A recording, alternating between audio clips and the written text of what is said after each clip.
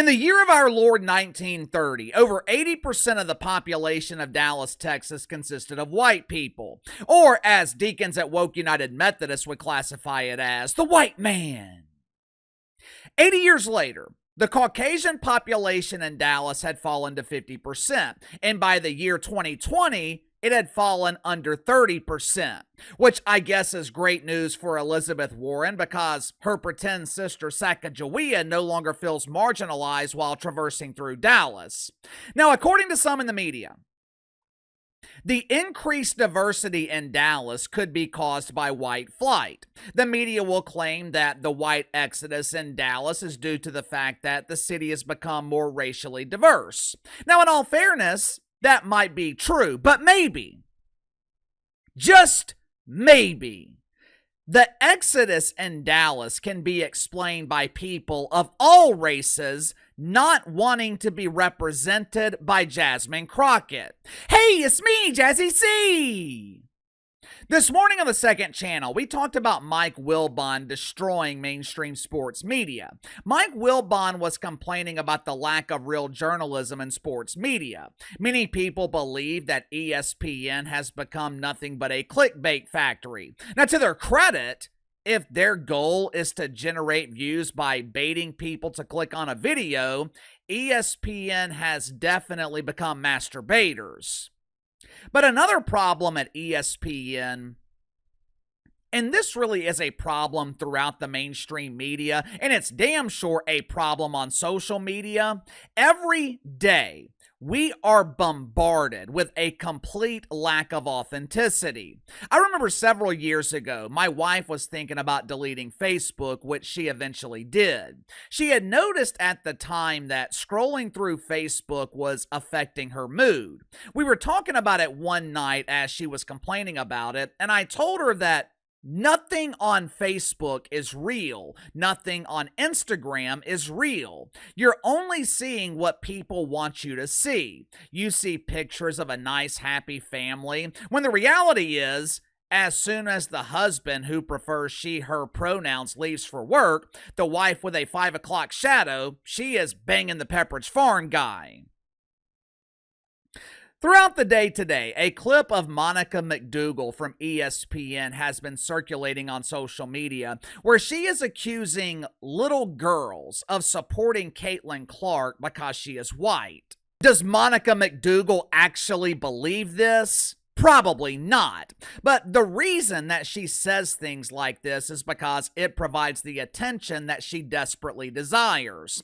For a brief moment last summer, Monica became a star in the bankrupt business of mythical racism. For about 24 hours, Monica was famous. She was making appearances on The Daily Show. She was being discussed throughout the media. 24 hours later, she was forgotten. Over the weekend, after almost a year of being overlooked and forgotten, Monica McDougal went back to what worked, hoping to be noticed. Who cares if it's inauthentic? It works, right? And look, Monica McDougal's not the only one. There are a lot of people in the mainstream media with a complete lack of authenticity. Fortunately for Jasmine Crockett, she doesn't seem to have that problem. Jazz might be vile. Jazz might say heinous things that most people don't agree with. Hell, some might even call Jazz Crockett wicked. But there is one word that you cannot use when describing Jasmine Crockett: inauthentic. Make sure to like and subscribe. You can follow me on Twitter at KC_BTL84. Let's go and get to the sponsor for today's video, my good friends at Sugar Mountain Trading. Are you struggling with back problems? Do you deal with minor aches and pains throughout your day and you don't want to go to the doctor because all the doctor's going to do is find something else wrong with you? Or even worse, prescribe addictive medication that you just don't want to take? Me personally, I hate going to the doctor. So does my wife, who deals with back pain, which is why she started using CBD lotions and oils from Sugar Mountain Trading. Now, this is not THC. It's not going to make you fail a drug test. These CBD lotions and oils, they are designed for rapid pain relief. Like I said, my wife deals with nagging back pain from time to time. We have tried over-the-counter stuff, tried the chiropractor. Nothing ever seemed to work. Within 5 minutes of me applying CBD lotion from Sugar Mountain Trading, her pain was gone. I'm telling you, it is damn near magical. Sugar Mountain Trading also offers CBD bar soap that will keep you pain-free and smelling fresh at the same time. Bar soap comes in a variety of scents ranging from lavender all the way to cherry almond. All CBD products offered at Sugar Mountain Trading, 100% natural, 100% free of THC. So click the link in the description below. Use my promo code BTL20, BTL20. Save 20% off your first purchase with Sugar Mountain Trading. Normally, I don't like digging through the past to find incendiary comments, but this clip circulating with Jasmine Crockett, this is different. For starters, this interview that she did with the Breakfast Club, it was only 9 months ago. So it wasn't all that long ago. And number two, it is abundantly clear that Jas Crockett has not changed in the last 9 months. If anything, she's gotten worse. Let me give you a quick rundown of some of her recent behavior. She claimed that Donald Trump is a dictator and an enemy to America, or as some of her pretend friends in the mainstream media would call it, a threat to democracy. Couple of weeks ago, Jake the Bongo Tapper on CNN, he asked Jas Crockett if AOC LGBT should challenge Charles Schumer for his Senate seat in New York City. According to Jas, AOC++ @ might not get that opportunity because we won't be having elections in 4 years. Jas Crockett supports Canada and Mexico when it comes to applying tariffs.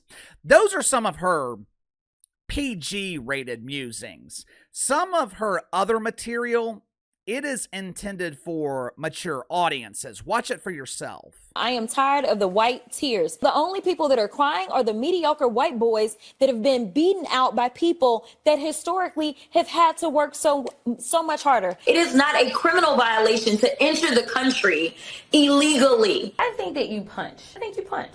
I think you're okay with you okay with punching. It's Ted Cruz. I mean, like, this dude has to be knocked over the head. We in these hot ass Texas streets, honey. Y'all know we got Governor Hot Wheels down there. Come on now. And the only thing hot about him is that he is a hot ass mess, honey. Congresswoman Crockett, you were recently on a Tesla takedown call calling for violence on the 29th. Would you like to clarify your comments? Congresswoman, will you condone violence at the... As you can see, these are not one-off remarks. This is not Jasmine Crockett being caught on a hot mic. This isn't Jazzy being secretly recorded. Hell, this isn't even a trend anymore. This is a pattern of behavior with Jasmine Crockett, which is why I have no problem sharing this clip from 9 months ago. Last summer, Jas Crockett was a guest on The Breakfast Club with DJ Envy and Charlie the Frog. I don't know if the other girl was there for this interview. I'm not talking about the professional who's good at her job. I'm talking about the one that lost her mind on Instagram a couple of weeks ago. Hilarious Jess or funny Francesca. Whatever the hell her name is, who gives a damn? If Charlie and Envy weren't afraid of her, she would be fired. But anyway, Jas was a guest with the DJ and the False God last summer. When Jas made this appearance, she was unknown. This was before a star was born. They were talking about Byron Donalds, who made headlines a couple of days before for having the audacity to claim that black families were closer with each other during the Jim Crow era. Now, of course, deacons at Woke United Methodist, they took his comments completely out of context, and they organized a fake outrage campaign against Byron Donalds. As an aspiring deacon at the time at Woke United Methodist, Jas Crockett was responsible for spreading this fake outrage. It was her responsibility to provide the fuel for this flaming ass fire.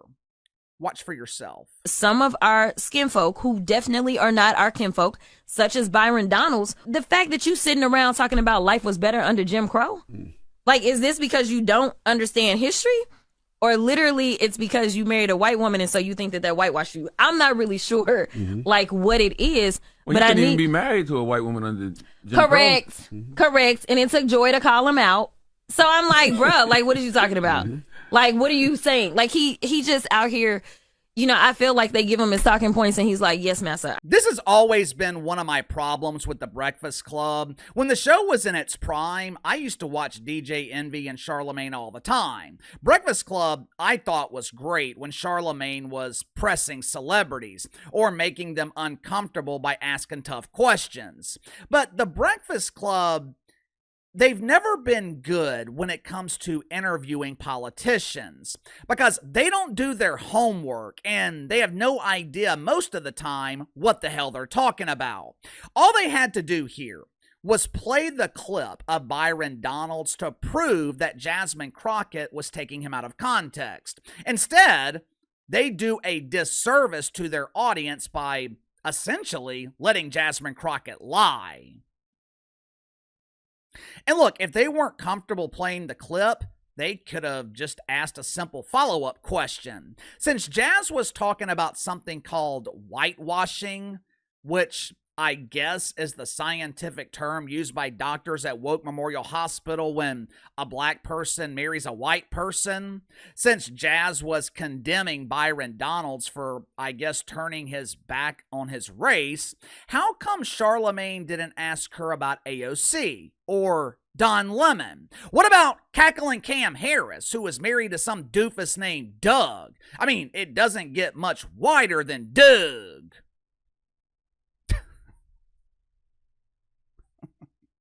You know, some people think that Jasmine Crockett is doing and saying things like this just to bring attention on herself. If that is the case, it's clearly not a bad strategy. In the span of a few weeks, Jazz Crockett has went from being as unknown as a dump diver in the WNBA to being a household name. So I understand why people would think this is attention-seeking behavior. And normally, I would agree. But with Jasmine Crockett, I think it's real.